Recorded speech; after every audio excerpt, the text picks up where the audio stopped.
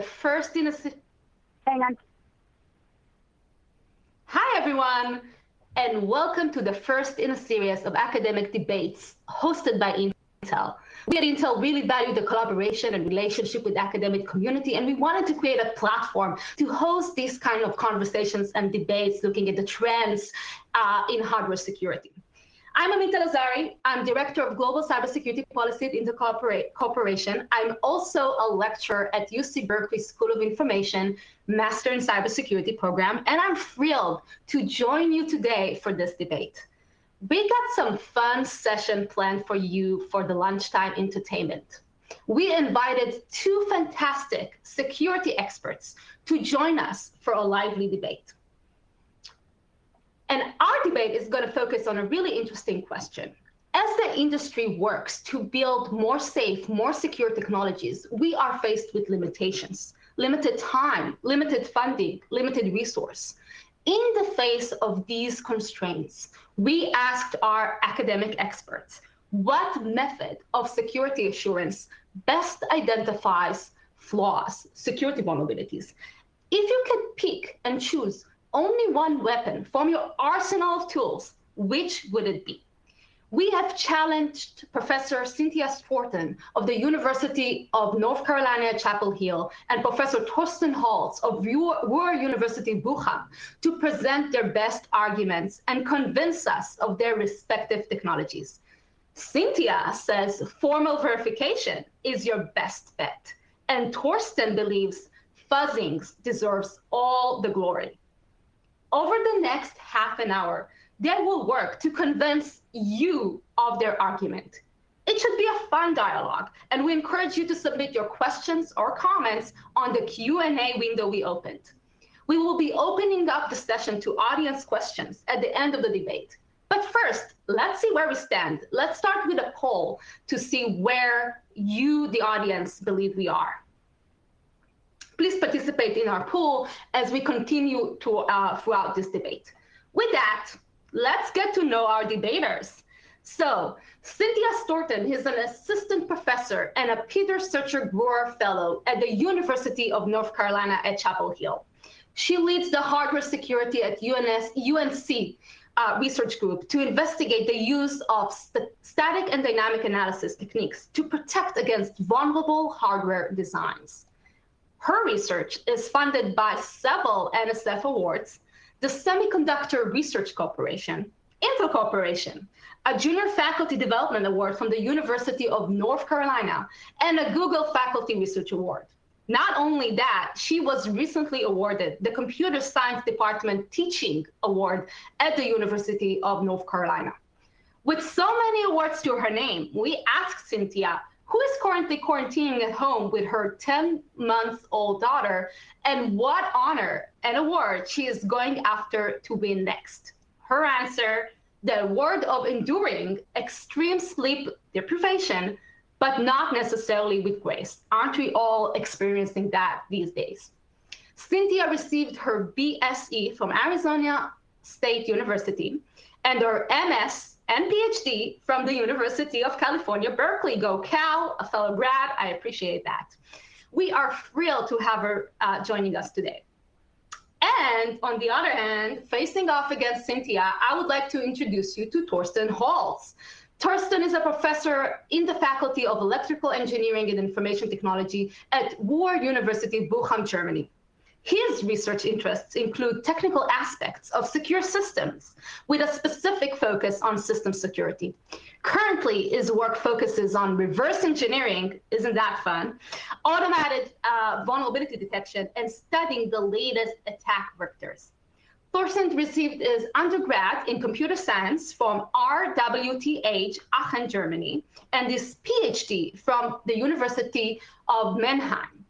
Prior to joining Ruhr University Bochum in 2010, he was a postdoc researcher in the Automation Systems Group at the Technical University of Vienna. Furthermore, he is the co-spokesperson of the Cluster of Excellence CASA, Cybersecurity in the Age of Large-Scale Adversaries. Now, these days, you're likely to find Thorsten quarantining with his family, nagging his daughters to clean up, and Hashtag drinking at home. Cheers for that, Thorsten. Thank you both so much for your participation. We are really excited for this debate. We are welcoming our audience participations and questions. And without further ado, I will turn the floor over to Cynthia for opening arguments. Thank you, Amit. So the question we are considering here is, if your security validation can be done using only fuzzing or only formal verification methods, which do you choose? And I will argue in favor of formal verification. To be clear, I'm not arguing that fuzzing has no role to play or cannot be a valuable contributor to your security validation effort. Merely that if you have to choose one, formal verification is the better choice. Okay, so let me begin by defining some terms. First, fuzzing. Fuzzing is a technique of providing random inputs to a system to see if the system will crash or hang. The technique has evolved and matured since those first corrupted inputs over a static modem line in the middle of a storm. And so now they're really very sophisticated methods that are used to choose the inputs wisely to maximize code coverage. But the goal remains the same. You want to find inputs that the system does not handle gracefully and for which the system either crashes or hangs. And some of those inputs will point to vulnerabilities in the design, points where an unexpected input can lead, for example, to the program executing invalid instructions or instructions stored at some unexpected location. Okay, next, let me define formal verification. And here's the thing, formal verification is not a single technique. It's an umbrella term that encompasses a variety of techniques that includes theorem provers, model checking, type systems, and symbolic execution. So at heart, formal verification is a mathematical reasoning about or an exploration of a system. Formal verification methods are not about looking for specific inputs of interest. Rather, they use a mathematical description of the system along with a formal statement of the desired policy or properties. And using logical inference, proof by induction, and SAT solving, they demonstrate that the policy is true of the system or find flaws in the system that violate the property. Okay, and formal verification is powerful. Reasoning mathematically about a system allows one to, for example, prove that an operating system adheres to its specification, that it has no bugs, and provides strong properties of isolation. Or formal verification allows one to develop languages with well-defined semantics and provably correct compilers, so that the behavior of the system can be fully understood. Or you can use formal verification to explore a code base to find instances where bounds are not checked or not checked correctly, and understand exactly the set of inputs and the path through the code that can lead to an array bounds violation. Okay, but when one hears the term formal verification, I think examples like SCL4 are the ones that most immediately come to mind. These are systems employing heavyweight formal verification methods with complete proofs of correctness. These systems demonstrate the power of full formal verification. And for security considerations, having systems that are guaranteed to be correct, guaranteed to be without any bugs, that's a win. But these kinds of examples are also subject to two of the common criticisms of formal verification. So the first is that there's really a high overhead in setting up your formal verifier. You have to set up a model, develop the properties, improve the properties, and all these things are time consuming. And people will say formal verification is all well and good if your system is small and you need strict security properties of isolation, and you've got all the time and resources in the world. But in the real world, for a practical system, that's just not realistic. I just need something that will find as many bugs as possible, as quickly as possible, and I don't have time for elegant proofs. And the second criticism that is often lodged against formal verification is that the resulting system might be provably correct, but that doesn't mean it's secure. It's bug-free and it adheres to its specification, but there's no guarantee that the specification is correct. So in other words, the verification does not mean validation. So all that work, and you might still have exploitable vulnerabilities in your system. And these are valid criticisms of formal verification, but they miss the real power of using formal verification. So don't forget that formal verification refers to a range of techniques, some of which are heavy duty, but others are more lightweight. A symbolic execution engine can explore native code. Type systems are built into the languages that you use. And what they all have in common is that they involve a mathematically sound comparison of the system to a set of desired security properties. And that is what I see as the real power of formal verification, developing those properties. So in the act of developing the properties that you want for your formal verification, the act of doing that forces the designer to think about the security policy that they desire, developing those properties and analyzing any of the found violations of those properties can help the designer to understand both the behavior of the design more fully and more completely, and also the desired security properties themselves. A counterexample when one is found, if one is found, violates an actual security property. So you already know if a counterexample is found, a violation is found, you know it matters to security because you know it's violating a property that you have laid out as critical to security. If changes are needed, the designer is starting from a point of understanding what is already there, what is true of the system, and where the system has gone wrong. Finally, formal verification can handle properties beyond crashing or hanging, right? You can, using formal verification, you can state properties that are simple safety properties, but also more complex properties, properties about determinism, about non-interference, properties about speculative non-interference. So for example, instances of Spectre-like attacks would not be found by fuzzing alone, but they can be found by formal verification methods. So the goal of our system, the goal that we want is secure systems. We want our systems to be secure against that inevitable attacker, both today and also going forward in the future. And I think we also want more than that. Given that today, with all the tools at our disposal, the safe bet is still on the attacker. We continue to have 0 days. We continue to find new exploits in our most mature, well-tested code. Attackers continue to find a way in. It's naive to think that any given system is perfectly secure. And certainly, I would never trust a product that told me it could detect and prevent all future attacks. So therefore, we demand more from our security teams. We want them to find all the vulnerabilities they can, yes. But we also want them to be well-placed to react quickly to the next 0 day when it does happen, despite our best efforts.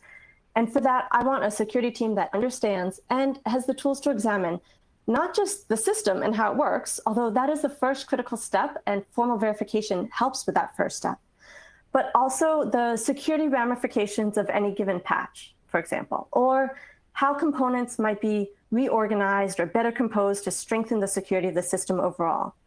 And for that, a security team with the tools and experience to harness the analytical power of formal verification gets my vote every time.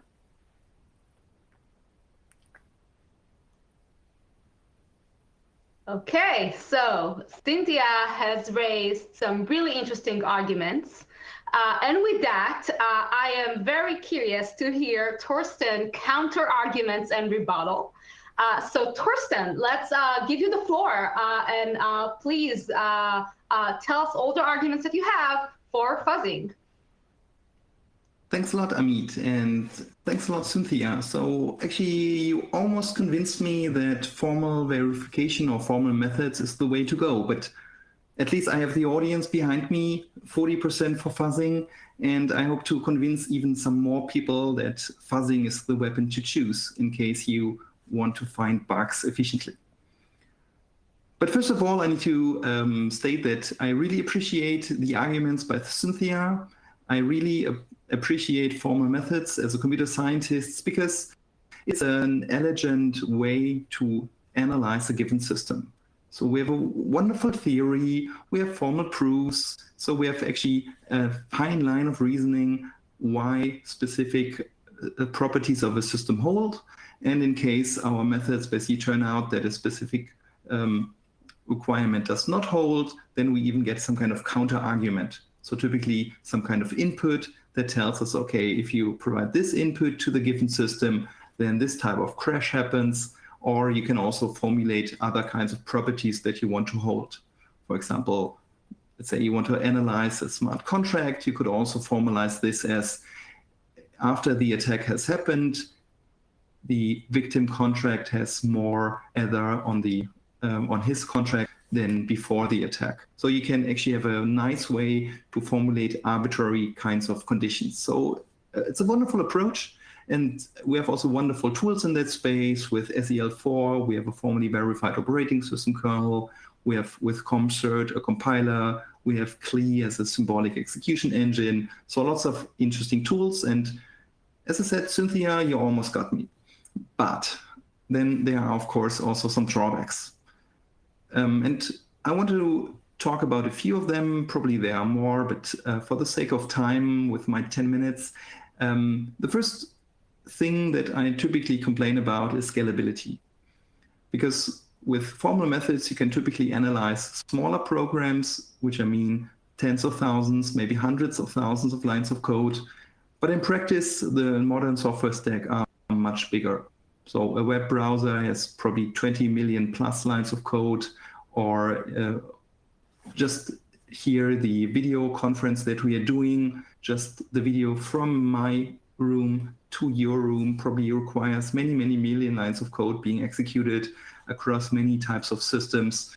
So we have actually quite complex systems these days, and this is actually one of the main drawbacks of formal methods. And actually, that's a long-standing problem in that space. I remember when I was a first-year PhD student, I attended a workshop where formal methods people basically came together. I just attended the workshop just for fun. And then at the morning of the second day, there was a keynote by somebody from SAP, so one of Germany's biggest software companies. And in the keynote, he actually complained about symbolic execution and all the formal methods. And then actually it turned out that this 45-minute keynote turned into a 2.5-hour discussion, because also the formal methods people, of course, couldn't agree with his arguments. And it was interesting to see this as a first-year PhD student, how this academic discourse actually looks like. Then my second main criticism is that within formal methods, you typically need to describe some kind of attacker model. So you need to build up some kind of requirements, some kind of theory behind all of this. But in practice, actually attackers try to break the rules. So they try to do things that you do not expect. They think outside the box. They do things that you have not anticipated before. And by doing so, they compromise the system. So they find this one way that you didn't think about. And there are actually some studies that analyze formally verified systems and still find software vulnerabilities in them, given that all this nice theory, all this thing that you've built in your formal model are at the end some kind of abstraction. They do not actually model the real world, but the real world is always a bit different. So imagine something like SEL4, where we have a formally verified operating system. But if we then run this on top of a commodity CPU, then we have all this type of side channel attacks, or we have something like Rowhammer, Spectre, Meltdown, and all of them. So in practice, the attacker takes advantage of something that you didn't model in your system, and then he can bypass some of your defenses and eventually compromise your system. Or to take up one of the arguments by Cynthia, that basically with formal methods, you can find Spectre-like vulnerabilities.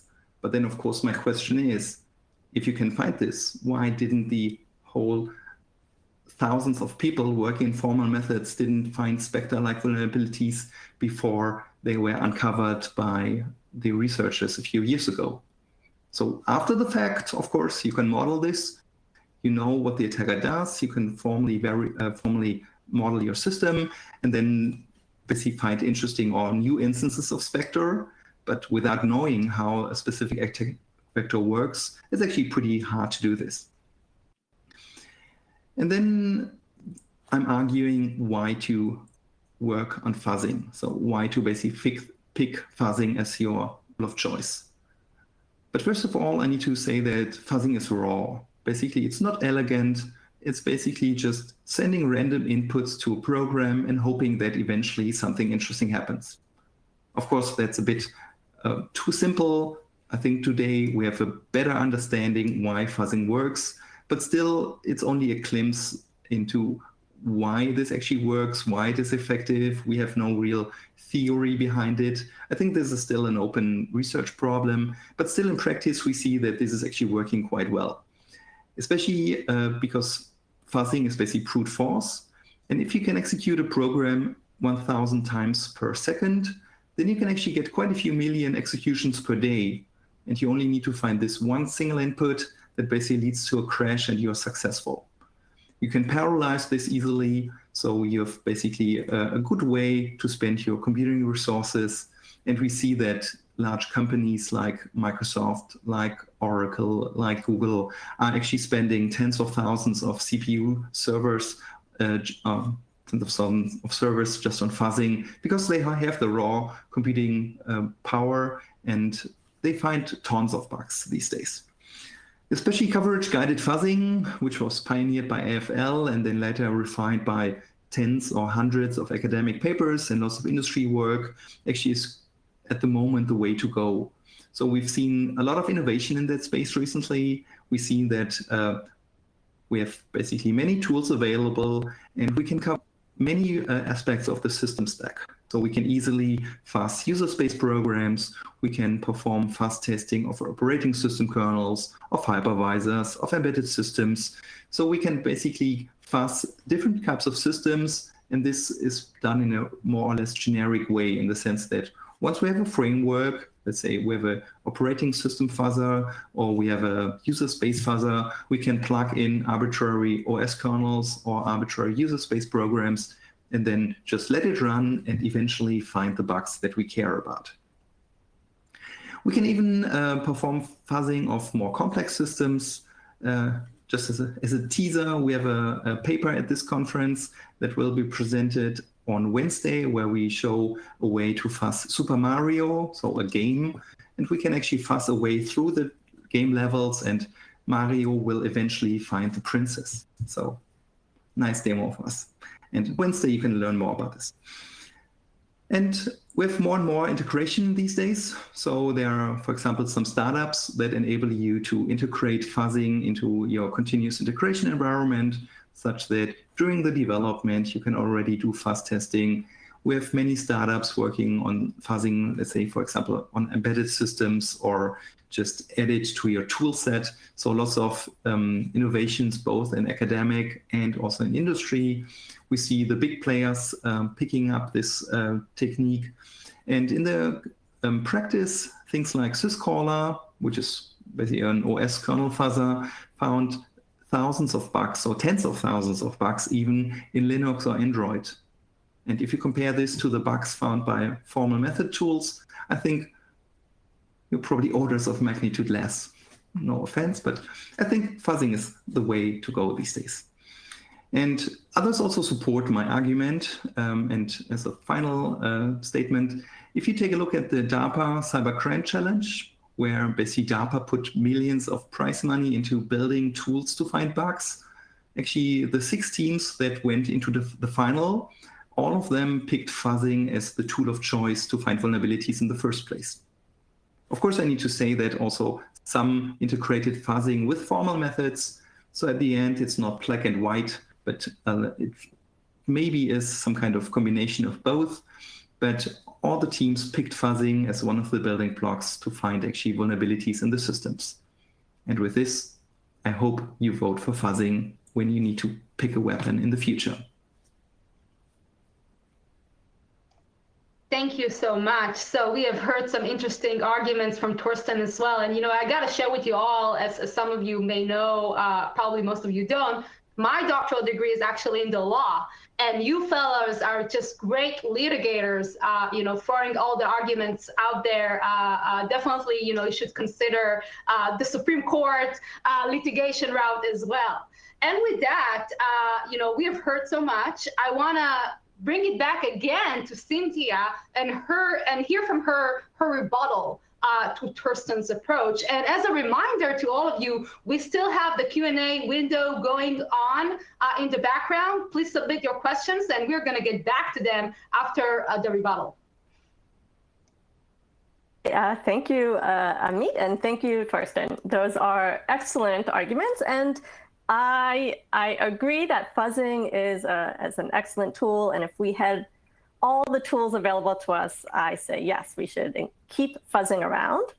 But if you have to choose one, we choose formal verification. So let me see if I can go through your arguments one at a time. So your first your first point there was basically, even if you apply formal verification, your system might still be vulnerable. There will still be exploitable vulnerabilities in your system, whether it's because you failed to model the attacker correctly, or you just failed to come up with the necessary property to, for example, to know about Spectre and Meltdown-like attacks. And to that, I say, yes, I don't think we've seen a tool that can guarantee a secure system. I don't think we've seen anything out there that says like, oh, here, you build your system and use this tool and guaranteed security. The attacker always gets the last say, and so that always gives the attacker the edge. But with something like formal verification, now that we know that, oh, we should care about Spectre-like attacks. We've known about side channels for years, and certainly formal verification has been used to find instances of side channels, but now we care about Spectre-like attacks, and now we can look for all of the different points in the design of the software and also the hardware. Find all the different points in the design space that are vulnerable to this kind of attack, now that we know we care about it, right? And that's really the power of formal verification. Let's see. So your next argument was fuzzers will find you 10,000 bugs, and formal verification will not find you 10,000 bugs. And that is true. I would say, though, that if I were a designer and tasked with verifying the security of a system, and you came by my desk and gave me 10,000 bug reports and said, here, go, and I want a secure system at the end of the day, that's too much, right? What do I do with those 10,000? How do I triage them? How do I figure out which are the ones that are really critical to security, that are actually exploitable, versus the ones that are like, yeah, not ideal, but I'm not going to handle it right now. So I think 10,000 is the wrong number. We don't want 10,000 bugs. We want a small number of exploits, of counterexamples to properties that we know are critical to security, that we know, if this is violated, this is exploitable. Prioritize this and patch this. And